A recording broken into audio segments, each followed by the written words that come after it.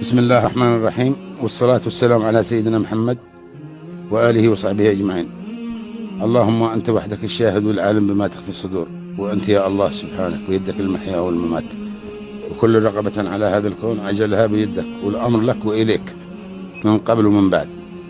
وتعلم مولاي أني مؤمن أن أجلي وقدري مكتوب عندك بالساعة والدقيقة، فإنا لله وإنا إليه راجعون. وأقسم باسمك العظيم أني لم أكن أعرف بأن في السيارة الطفلة البريئة حنين إبراهيم البكري وأختها. أسأل الله أن يرحم الحوري حنين، وأن يجعلها شبيهة لأهلها وستر وحجاب من النار.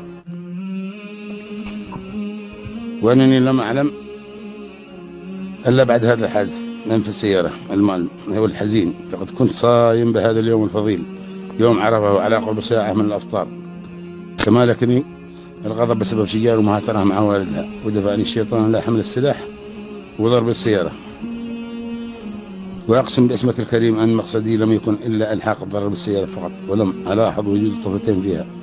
وأقسم بالله بأنني لم أعرف الأخ إبراهيم البكري إلا من هذا الحادث، وليس بيني وبينه أي مشاكل مسبقة. اللهم أن قدر الله جمعنا بساعة غضب، ونزغ الشيطان بيننا ووقع ما وقع، وصار الأمر الجلل والمصاب الذي فطر قلبي قبل قلب أبوها.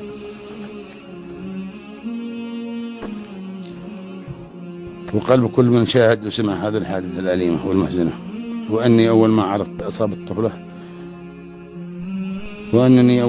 بإصابة الطفلة في السيارة بادرت إلى تسليم سلاحي ونفسي للأمن. وكما أني أأسف لمن أساءوا إلي بمواقع التواصل الاجتماعي وغيرهم أظهروني بأني مجرم سفاح ومطلوب خطر، مع أن ما حصل قد ربما يحصل لأحدهم في مثل وضعي هذا. وكان الأولى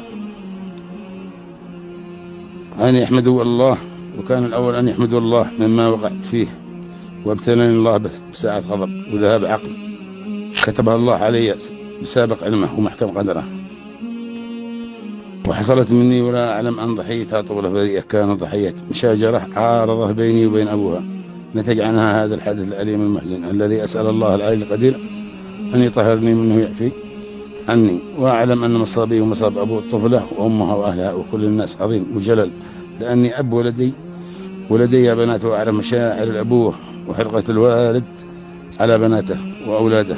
أطلب السماح من أبوها الأخ إبراهيم البكري ومن أهلها جميعا على هذا الألم والحزن الذي كنت سبب فيه بغير قصد وتعمد مني. وكذلك أطلب السماح من أهلي ومن كل من يعرفني، وهذا التسجيل الصوتي مني حتى يعرف كل من تهجم